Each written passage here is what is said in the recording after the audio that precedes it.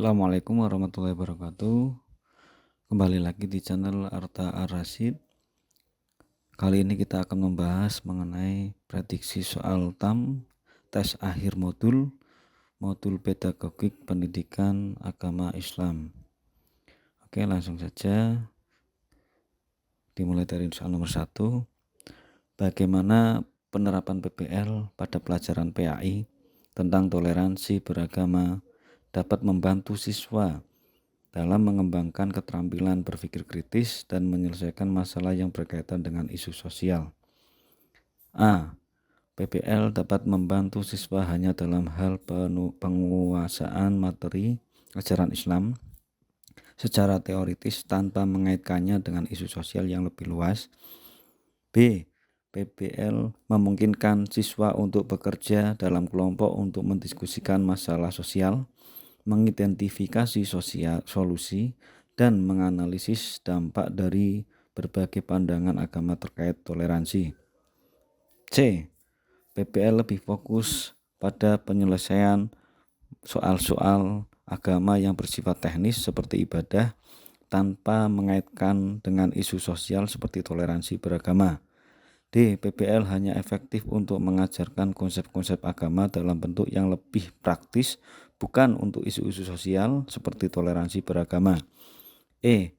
PBL berfokus pada pemberian teori-teori agama yang sudah baku tanpa adanya ruang untuk diskusi tentang perbedaan pandangan antar umat beragama. Jawabannya adalah B. PBL memungkinkan siswa untuk bekerja dalam kelompok untuk mendiskusikan masalah sosial, mengidentifikasi solusi, dan menganalisis dampak dari berbagai pandangan agama terkait toleransi. Soal nomor 2. Apa perbedaan utama antara PBL dan PJBL dalam pembelajaran PAI? Dan bagaimana masing-masing model ini dapat meningkatkan pemahaman siswa terhadap ajaran Islam? A. PBL lebih menekankan pada pembuatan produk fisik, sedangkan PJBL lebih fokus pada diskusi dan analisis masalah. B. PJBL lebih cocok untuk pengajaran yang melibatkan diskusi kelompok, sedangkan PBL lebih banyak digunakan untuk kegiatan berbasis produksi. C. PBL lebih menekankan pada penyelesaian masalah dengan analisis mendalam dan diskusi, sementara PJBL melibatkan siswa dalam proyek yang menghasilkan produk nyata dan solusi atas masalah sosial atau agama. D. PBL hanya efektif untuk topik-topik teoritis dalam PAI, sedangkan PJBL lebih efektif untuk topik-topik praktis. PBL dan PJBL tidak memiliki perbedaan signifikan dan dapat diterapkan secara bergantian. Jawabannya C. PBL lebih menekankan pada penyelesaian masalah dengan analisis mendalam dan diskusi, sementara PJBL melibatkan siswa dalam proyek yang menghasilkan produk nyata dan solusi atas masalah sosial atau agama. Soal berikutnya. Bagaimana penerapan PJBL dalam pembelajaran PAI dapat meningkatkan motivasi siswa dan mengembangkan sikap kepemimpinan serta kerja sama dalam konteks ajaran Islam? A. PJBL tidak dapat meningkatkan motivasi siswa karena terlalu banyak mengandalkan teori. B. PJBL dapat meningkatkan motivasi siswa dengan melibatkan mereka dalam proyek nyata yang berhubungan dengan ajaran Islam. C. PJBL hanya efektif untuk aspek teknis ajaran Islam. D. PJBL cenderung menurunkan motivasi siswa karena terlalu fokus pada teori. PJBL lebih efektif untuk ajaran yang bersifat individual. Jawabannya B. PJBL dapat meningkatkan motivasi siswa dengan melibatkan mereka dalam proyek nyata yang berhubungan dengan ajaran Islam. Soal berikutnya. Apa tujuan utama dari pendekatan pembelajaran berbasis masalah PBL? A. Memberikan informasi secara langsung kepada siswa. B. Membimbing siswa dalam mempelajari materi melalui ceramah. C. meningkatkan keterampilan analisis pemecahan masalah siswa. C. D. Menyelesaikan proyek dengan produk nyata sebagai hasil akhir. E. Memastikan siswa memahami konsep secara hafalan. Jawabannya C. Meningkatkan keterampilan analisis dan pemecahan masalah siswa. Soal berikutnya, mengapa masalah yang dihadirkan dalam PBL biasanya bersifat kompleks dan tidak terstruktur? A. Untuk membingungkan siswa. B. Agar siswa lebih tergantung pada guru. C. Untuk mendorong siswa mengembangkan keterampilan berpikir kritis. D. Karena masalah sederhana tidak memerlukan pembelajaran mendalam. E. Untuk membatasi fokus pembelajaran. Jawabannya adalah C. Untuk mendorong siswa mengembangkan keterampilan berpikir kritis. Soal berikutnya, pendekatan deep learning dalam pembelajaran bertujuan untuk A. Menekankan pada hafalan tanpa pemahaman mendalam. B. Membantu siswa menghafal konsep tanpa menerapkannya. C. Mengembangkan pemahaman mendalam, reflektif, dan bermakna. D. Menyampaikan informasi dengan cara konvensional. E. Meningkatkan jumlah tugas tanpa memperhatikan makna pembelajaran. Jawabannya adalah C. Mengembangkan pemahaman mendalam, reflektif, dan bermakna.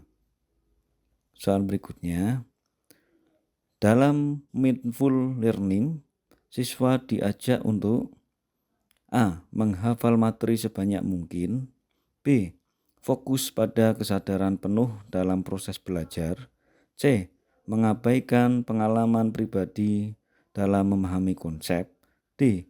Mengikuti pembelajaran tanpa perlu refleksi. E. Menyelesaikan tugas tanpa memahami relevansinya. Jawabannya adalah B. Fokus pada kesadaran penuh dalam proses belajar. Soal berikutnya, pembelajaran yang mengaitkan konsep dengan pengalaman pribadi siswa merupakan ciri khas dari A. Mindful learning. B. Meaningful learning. C. Joyful learning. D. Superficial learning. E. Mechanical learning. Jawabannya adalah B.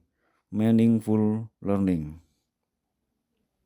Soal berikutnya, salah satu contoh penerapan joyful learning dalam pembelajaran PAI adalah A. Guru memberikan ceramah panjang tanpa diskusi. B. Siswa menghafal ayat tanpa memahami maknanya. C. Guru mengadakan kuis interaktif dengan aplikasi digital. D. Siswa menyalin materi dari buku tanpa eksplorasi lebih lanjut. E. Pembelajaran berlangsung tanpa variasi metode.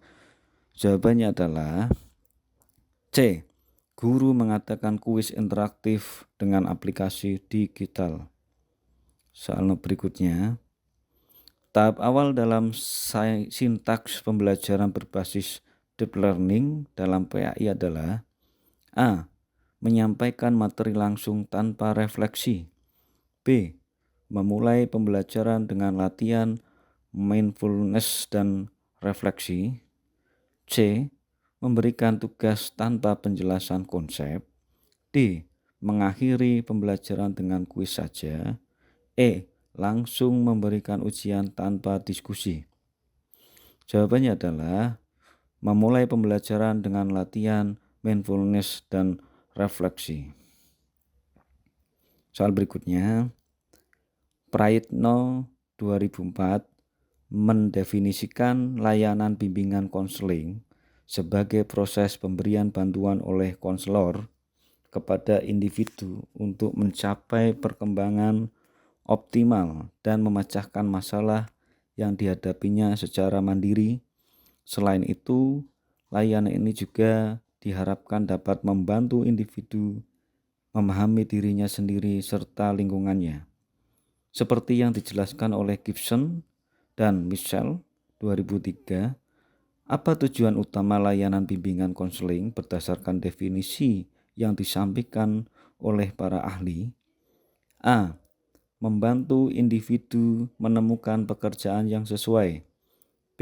Memperbaiki hubungan interpersonal antar individu. C. Mengembangkan potensi individu dan menyelesaikan masalah secara mandiri. D. Mengarahkan individu untuk mengikuti norma yang berlaku di masyarakat. E. Memberikan nasihat langsung kepada individu tentang langkah yang harus diambil. Jawabannya adalah C. Mengembangkan potensi individu dan menyelesaikan masalah secara mandiri. Soal berikutnya. Supervisi klinis memiliki peran penting dalam meningkatkan kompetensi konselor. Goldhamer 1969 menyatakan bahwa supervisi klinis bertujuan untuk meningkatkan pengajaran melalui observasi langsung dan analisis interaksi antara pengajar dan peserta didik. Bagaimana supervisi klinis dapat meningkatkan kualitas layanan konseling? A. Dengan memberikan penilaian yang bersifat umum terhadap supervisi. B. Dengan menganalisis pola-pola interaksi antara konselor dan klien secara terperinci. C. Dengan menetapkan standar etika baru dalam layanan konseling. D. Dengan memastikan supervisi mengikuti semua pedoman supervisor tanpa diskusi. E. Dengan mengurangi durasi sesi konseling untuk meningkatkan efisiensi. Jawabannya adalah B. Dengan menganalisis pola-pola interaksi antara konselor dan klien secara terperinci. Soal berikutnya.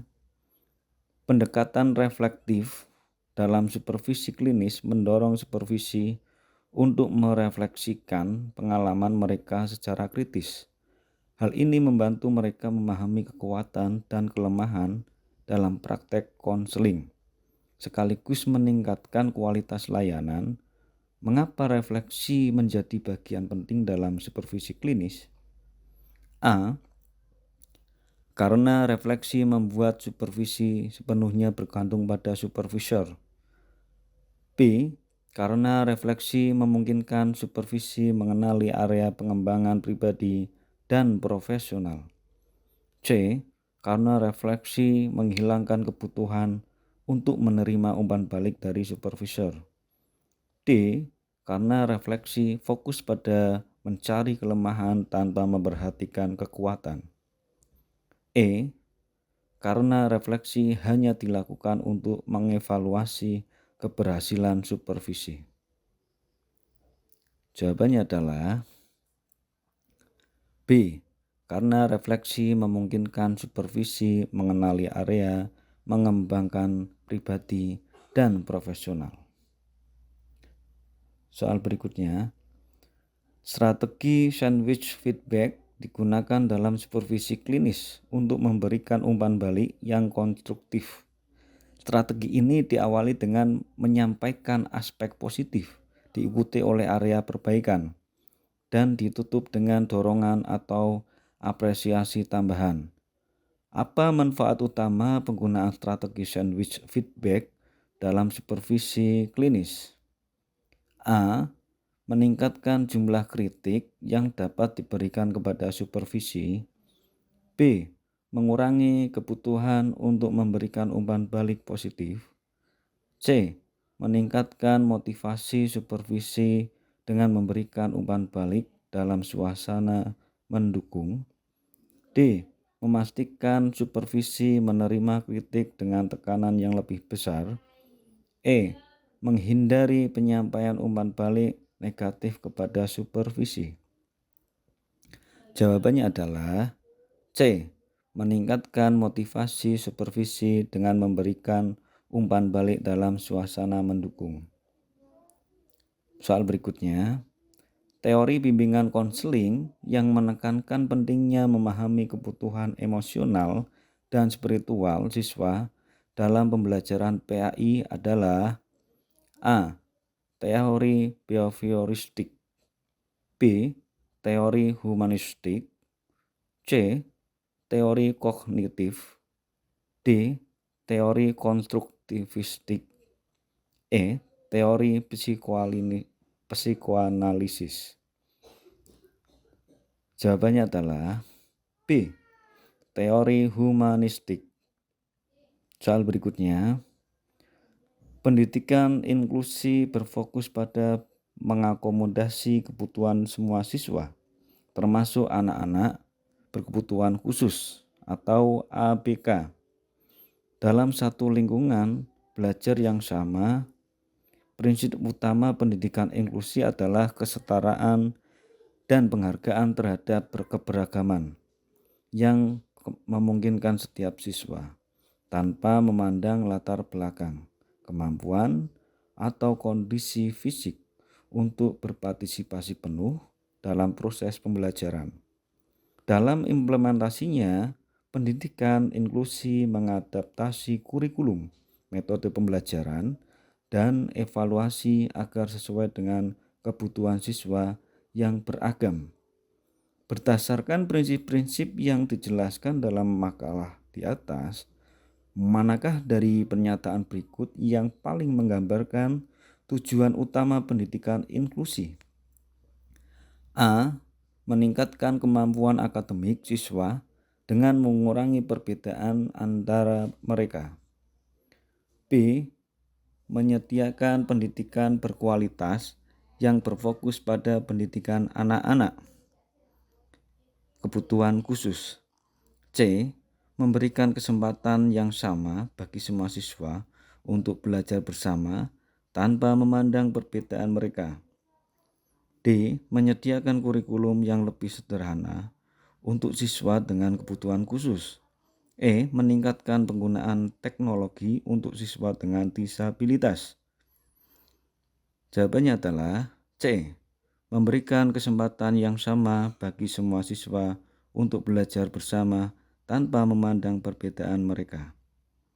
Soal berikutnya, dalam pendidikan inklusi, penting adanya kolaborasi antara berbagai pihak seperti guru, orang tua, dan tenaga profesional lain untuk merancang program pendidikan yang sesuai dengan kebutuhan siswa. Guru harus dapat menciptakan lingkungan yang aman, nyaman, dan mendukung agar setiap siswa merasa diterima dan dihargai. Apa yang dimaksud dengan kolaborasi dalam konteks pendidikan inklusi? A. Kerjasama antara sekolah dan pemerintah untuk mengatur kebijakan pendidikan. B. Kolaborasi antara guru, orang tua, dan profesional lain untuk mendukung perkembangan siswa secara holistik. C. Kerjasama antara siswa dengan disabilitas dan siswa tanpa disabilitas dalam kegiatan pembelajaran. D. Kolaborasi antar siswa dalam kelompok belajar untuk mencapai tujuan akademik. E. Kerjasama antara guru untuk berbagi metode pengajaran yang efektif. Jawabannya adalah B. Kolaborasi antara guru, orang tua, dan profesional lain untuk mendukung perkembangan siswa secara holistik. Soal berikutnya, dalam pendidikan inklusi, salah satu karakteristik penting adalah penerapan kurikulum yang fleksibel. Kurikulum ini dirancang agar dapat disesuaikan dengan kebutuhan dan kemampuan masing-masing siswa. Penyesuaian ini bisa berupa penggunaan alat bantu, metode pembelajaran yang bervariasi, dan pendekatan evaluasi yang memungkinkan siswa mencapai tujuan belajar. Bagaimana fleksibilitas kurikulum berperan dalam pendidikan inklusi?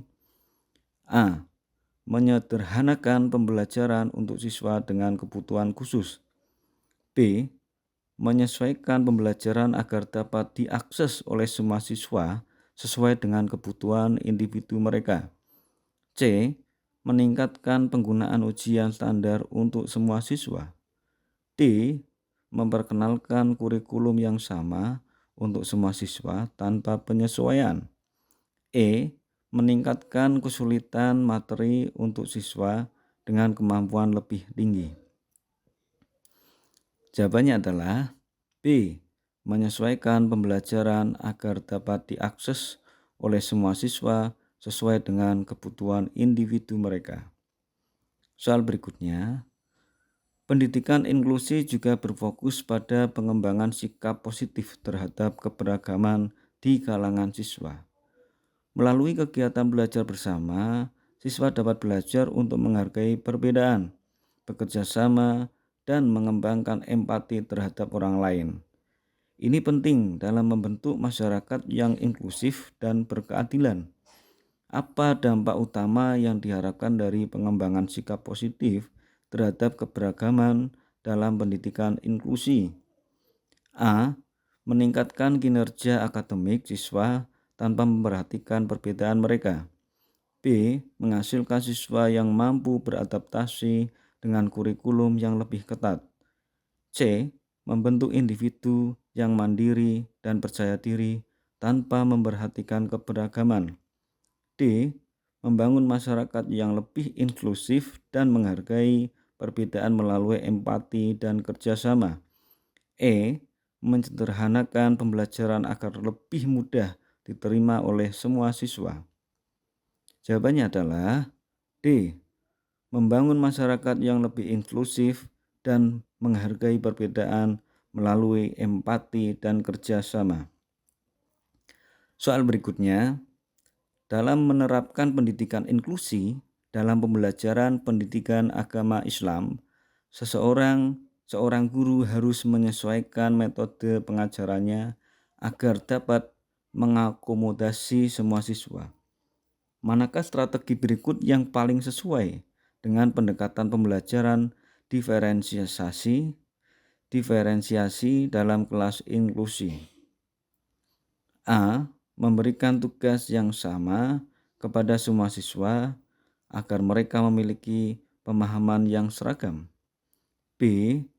Menggunakan satu metode pengajaran yang telah terbukti efektif tanpa modifikasi. C. Menyediakan berbagai pilihan tugas seperti membuat poster, menulis esai, atau bermain peran agar siswa dapat memilih berdasarkan gaya belajar mereka. D. Membedakan siswa dengan kebutuhan khusus dari siswa reguler dalam aktivitas pembelajaran. E. Mengandalkan buku teks sebagai satu-satunya sumber pembelajaran tanpa tambahan media pendukung. Jawabannya adalah C. Menyediakan berbagai pilihan tugas seperti membuat poster, menulis esai, atau bermain peran agar siswa dapat memilih berdasarkan gaya belajar mereka. Soal berikutnya, salah satu karakteristik utama peserta didik generasi Z dalam pembelajaran adalah A. Lebih suka pembelajaran berbasis teks tanpa visual. B. Cenderung menghindari teknologi dalam proses belajar. C. Lebih responsif terhadap metode pembelajaran interaktif dan digital. D. Mengandalkan hafalan tanpa mempertanyakan informasi. E.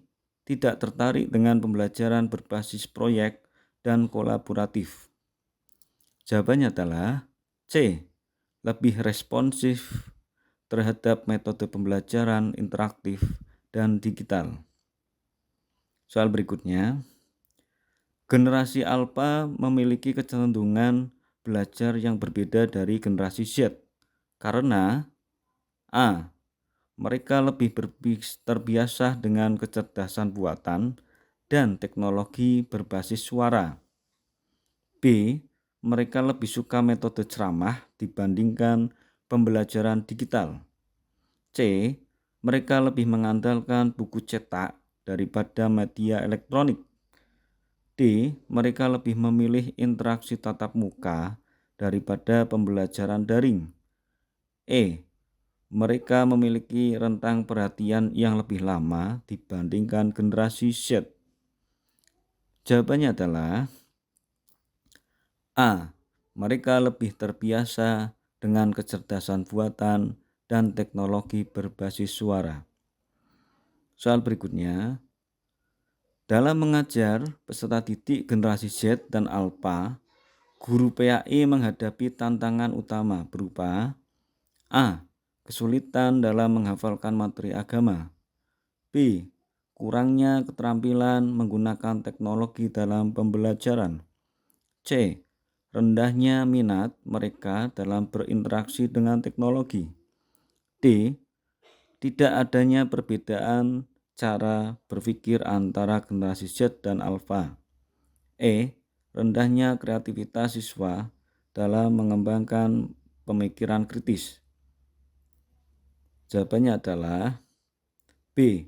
Kurangnya keterampilan menggunakan teknologi dalam pembelajaran. Soal berikutnya, salah satu strategi pembelajaran yang paling efektif bagi generasi Z dan Alpha adalah A. Menggunakan metode ceramah dengan teks panjang tanpa media visual. B.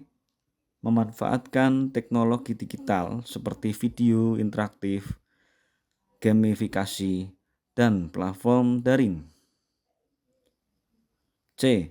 Menekankan metode hafalan sebagai teknik utama dalam pembelajaran. D. Menghindari diskusi kelompok agar siswa tetap fokus pada materi. E. Menggunakan pendekatan satu arah tanpa memberi kesempatan bertanya. Jawabannya adalah memanfaatkan teknologi digital seperti video interaktif, gamifikasi, dan platform daring. Soal berikutnya, generasi Z dan Alpha lebih cenderung mengalami kesulitan dalam pembelajaran ketika A. Diberikan kesempatan untuk berkolaborasi dalam proyek digital. B. Menggunakan aplikasi pembelajaran yang berbasis teknologi. C. Menghadapi pembelajaran yang monoton tanpa elemen interaktif. D. Diberikan akses ke berbagai sumber belajar online. E. Menggunakan media audiovisual sebagai pendukung materi. Jawabannya adalah C. Menghadapi pembelajaran yang monoton tanpa elemen interaktif. Oke, terima kasih. Semoga bermanfaat. Semoga ujian TAP bisa berjalan dengan lancar. Wassalamualaikum warahmatullahi wabarakatuh.